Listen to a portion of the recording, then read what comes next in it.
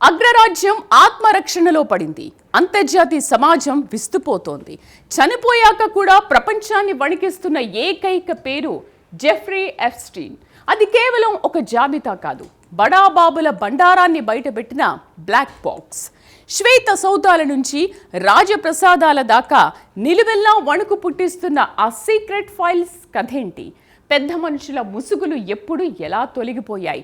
అధికారం, కామం, డబ్బు, ఈ మూడు కలిసిన చోట ఆ ప్రైవేట్ దీవిలో సాగిన చీకటి వేట వెనుక అసలు సూత్రధారులు ఎవరు? ప్రపంచాన్ని షేక్ చేస్తున్న ఎప్స్టీన్ ఫైల్స్ అసలు రహస్యంపై ఆ వాస్తవాలేంటో తెలుసుకుందాం.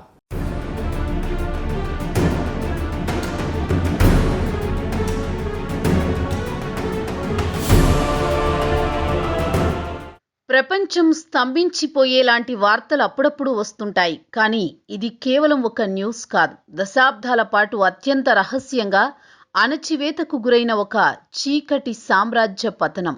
అగ్రరాజ్యాల అధినేతల నుండి అంతర్జాతీయ వ్యాపార దిగ్గజాల వరకు, హాలీవుడ్ తారల నుండి రాచరికపు కుటుంబాల వరకు అందరూ ఒకే గొడుగు కింద చేరారనే నిజం ఇప్పుడు ప్రపంచాన్ని ఉలిక్కిపడేలా చేస్తోంది. జెఫ్రీ ఎప్స్టీన్ ఈ పేరు వింటేనే ఇప్పుడు అంతర్జాతీయ సమాజం వణికిపోతోంది. 2019లో జైలు గోడల మధ్య అతను ఆత్మహత్య చేసుకుని ఉండవచ్చు. కానీ అతను వదిలి వెళ్లిన పాండోరా బాక్స్ ఇప్పుడు తెరుచుకుంది. సీల్ వేసి భద్రపరిచిన కోర్టు పత్రాలిప్పుడు బహిర్గతమవుతుంటే ఆ కాగితాల సాక్షిగా ప్రపంచంలోని అత్యంత శక్తివంతమైన వ్యక్తుల ముసుగులు తొలగిపోతున్నాయి. ఇది కేవలం ఒక లైంగిక నేరస్తుడి కథ కాదు. అధికారం, డబ్బు, కామం కలగలిసిన ఒక విషపూరితమైన వలయం.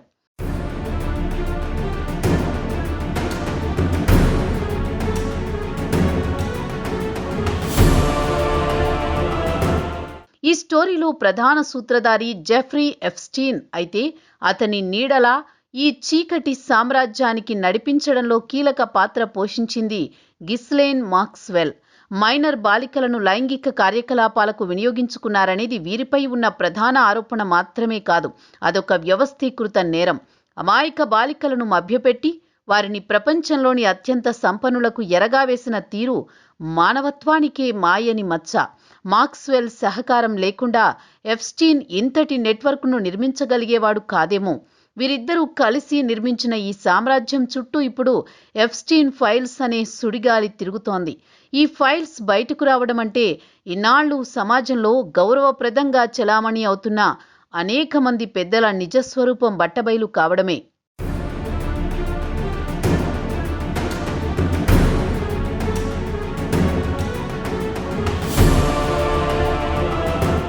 ఎప్స్టీన్ అనగానే అందరికీ గుర్తొచ్చేది అతని ప్రైవేట్ ఐలాండ్. అది కేవలం ఒక విహారయాత్రా స్థలం కాదు, అదొక నిషిద్ధ లోకం. ఆ దీవికి వెళ్లిన వారి చిట్టా ఇప్పుడు బయటపడడంతో చర్చ మరింత తీవ్ర రూపం దాల్చింది. అక్కడ ఏం జరిగింది? ఆ 4 గోడల మధ్య సముద్రపు అలల సాక్షిగా జరిగిన అకృత్యాలు ఏంటి అనే ప్రశ్నలు ఇప్పుడు సామాన్యులను తొలచి వేస్తున్నాయి. ప్రముఖ దర్శకుడు వుడీ అలెన్ వంటి వారు ఎప్స్టీన్తో తరచుగా విందులు చేసేవారని, తమ వ్యక్తిగత కష్ట సుఖాలను పంచుకునేవారని బయటపడిన ఈమెయిల్స్ ద్వారా స్పష్టమవుతోంది. అంటే ఆ దీవిలో జరిగినవి కేవలం పార్టీలు మాత్రమేనా, లేక అంతకు మించి ఏమైనా ఉందా అన్న అనుమానాలు ఇప్పుడు బలపడుతున్నాయి. ఆ దీవికి వెళ్లడమే ఒక నేరంగా పరిగణించలేకపోయినా అక్కడ జరిగిన కార్యకలాపాలు మాత్రం ఖచ్చితంగా అనుమానాస్పదమే.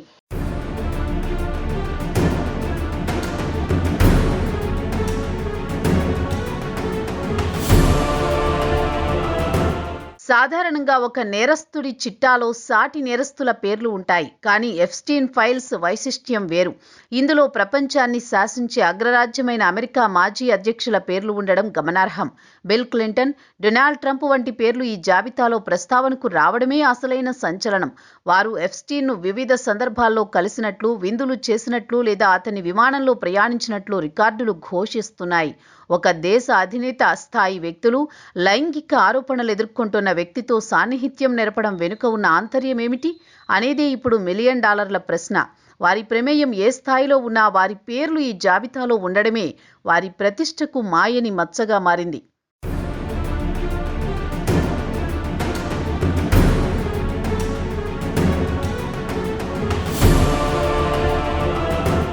కేవలం అధ్యక్షులే కాదు, మాజీ వైట్ హౌస్ న్యాయ సలహాదారులు కూడా ఎప్స్టీన్ అభ్యర్థనలను పరిశీలించినట్లు రికార్డులు చెబుతుండడం ఈ కేసు తీవ్రతను తెలియజేస్తోంది. అంటే ఎప్స్టీన్ ప్రభావం అమెరికా పరిపాలనా వ్యవస్థలోని అత్యున్నత స్థాయికి పాకింది అని అర్థం చేసుకోవచ్చు. రాజకీయ నాయకులు, వారి సలహాదారులు, నిర్ణయాధికారం కలిగిన వ్యక్తులు ఎప్స్టీన్ చుట్టూ తిరగడం దేనికి సంకేతం? చట్టం తన పని తాను చేసుకుపోతుంది అని చెప్పే పాలకులు చట్టాన్ని ఉల్లంఘించే వారితో చెలిమి చేయడం ప్రజాస్వామ్య వ్యవస్థకే సవాలు. నిక్కీ హేలీ వంటి వారు ట్రంప్ హయాంలోనే ఈ ఫైల్స్ బయటపెట్టాలని డిమాండ్ చేయడం ఇది రాజకీయంగా ఎంతటి ప్రాముఖ్యతను సంతరించుకుందో స్పష్టం చేస్తోంది.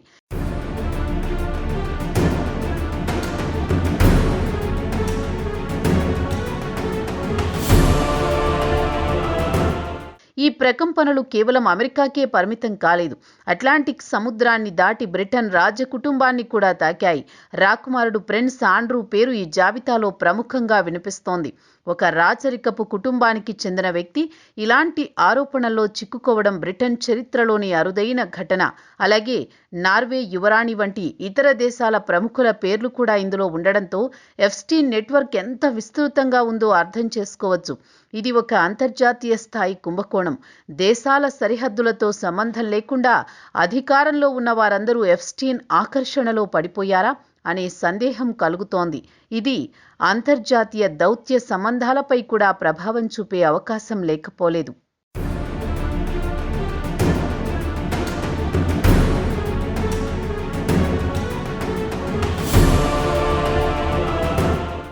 కేవలం రాజకీయ నాయకులే కాదు, సమాజానికి మార్గనిర్దేశం చేయాల్సిన మేధావులు, కళాకారులు కూడా ఈ జాబితాలో ఉండడం ఆశ్చర్యం కలిగిస్తుంది. ప్రముఖ భాషా శాస్త్రవేత్త నోమ్ చోమ్స్కీ, దర్శకుడు woody Allen, magician David copper field వంటి పేర్లు ఈ వ్యవహారంలో వినిపిస్తున్నాయి. తమ రచనలతో, కళలతో సమాజాన్ని ప్రభావితం చేసే వీరు ఎప్స్టీన్ వంటి వ్యక్తితో సాన్నిహిత్యం నెరపడం విడ్డూరం. మేధావి వర్గమని పిలువబడే వారు కూడా నైతిక విలువలను పక్కన పెట్టి ఎప్స్టీన్ విందులకు హాజరయ్యారా? వుడీ అలెన్ వంటి వారు తమపై వచ్చిన పాత ఆరోపణలను ఖండిస్తూనే ఎప్స్టీన్తో సంబంధం లేదని చెప్పడం ఆత్మరక్షణా ప్రయత్నంగానే కనిపిస్తోంది. కానీ రికార్డులు మాత్రం వేరే కథను చెబుతున్నాయి.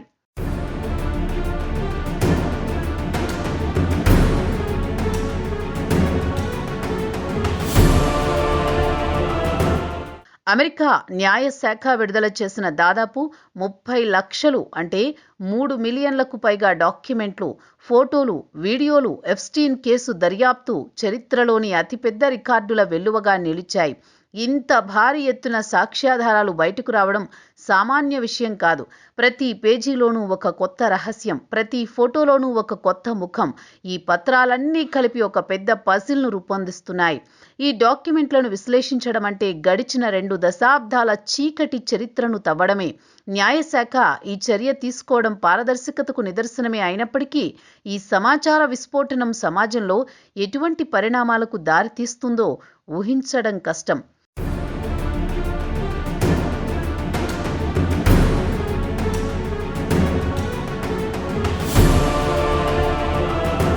ఇక్కడ ఒక కీలకమైన విషయాన్ని మనం గమనించాలి. జాబితాలో పేరు ఉన్నంత మాత్రాన వారందరూ నేరస్తులని చెప్పలేం. ఎప్స్టీన్ చేసిన చట్టవిరుద్ధ కార్యకలాపాలతో తమకు ఎటువంటి సంబంధం లేదని, కేవలం సామాజిక పరిచయాలు మాత్రమేనని పలువురు ప్రముఖులు వాదిస్తున్నారు. తాము ఎప్స్టీన్ను కలిసినప్పుడు అతను నేరస్తుడని తెలియదని, లేదా వ్యాపారరీత్యా మాత్రమే కలిశామని వారు సమర్థించుకుంటున్నారు. ఇది న్యాయపరంగా వారికి రక్షణ కల్పించవచ్చు, కానీ నైతికంగా ప్రజల దృష్టిలో ఎప్స్టీన్ వంటి వ్యక్తితో స్నేహం చేయడం, అతని ఆతిథ్యాన్ని స్వీకరించడం అనేది వారి విచక్షణపై ప్రశ్నలను లేవనెత్తుతోంది. అగ్నితో స్నేహం చేస్తే ఏదో ఒకరోజు కాలక తప్పదు అన్న సామెత వీరికి సరిగ్గా సరిపోతుంది.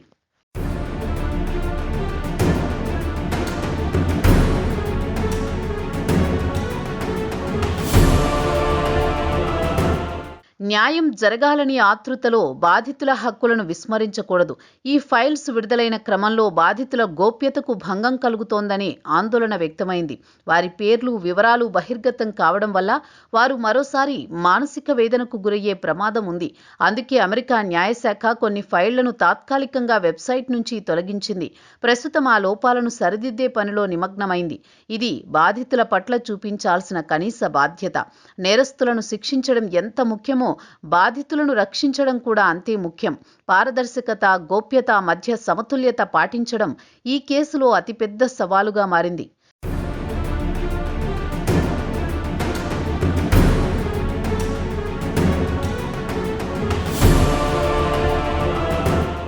ఈ గందరగోళానికి తోడు ఆధునిక సాంకేతికత కొత్త సమస్యలను సృష్టిస్తోంది. ఆర్టిఫిషియల్ ఇంటెలిజెన్స్ ద్వారా సృష్టించిన నకిలీ ఫోటోలు సోషల్ మీడియాలో వైరల్ అవుతున్నాయి. రాజకీయ నాయకులు ఎప్స్టీన్తో ఉన్నట్లుగా లేని ఫోటోలను సృష్టించి ప్రచారం చేస్తున్నారు. ఇది నిజమైన సాక్ష్యాలను కల్పిత ప్రచారానికి మధ్య ఉన్న గీతను చెరిపేస్తోంది. ఏది నిజం, ఏది అబద్ధం అని తెలుసుకోలేక సామాన్యులు అయోమయంలో పడుతున్నారు. న్యాయపరమైన పోరాటం ఒకవైపు ఉంటే, ఈ డిజిటల్ తప్పుడు ప్రచారాన్ని ఎదుర్కోవడం మరోవైపున పెద్ద సవాలుగా మారింది. సాంకేతిక, న్యాయపరమైన అంశాలు కొలిక్కి వచ్చిన తర్వాతే పూర్తి స్పష్టత వచ్చే అవకాశం ఉంది.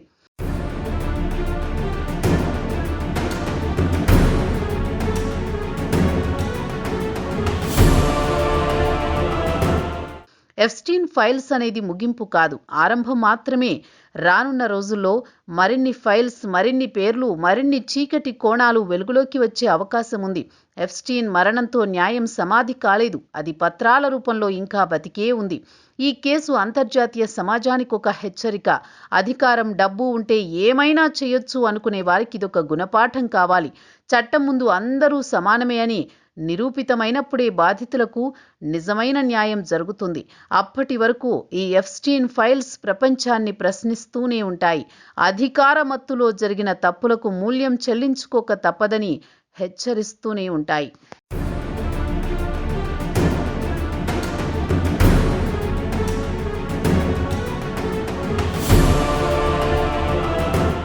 ఇది ఎప్స్టీన్ ఫైల్స్ పుటల్లో దాగున్న పచ్చి నిజం. ఇక్కడితో ఈ కథ ముగియలేదు, ఇప్పుడే మొదలైంది. అధికార మండతో అకృత్యాలను కప్పిపుచ్చుకోవచ్చు అనుకున్న వారికి కాలమిచ్చిన గట్టి సమాధానం ఇది. డబ్బుతో చట్టాన్ని కొనొచ్చేమో కానీ చరిత్రను మార్చలేరని ఈ ఫైల్స్ నిరూపించాయి.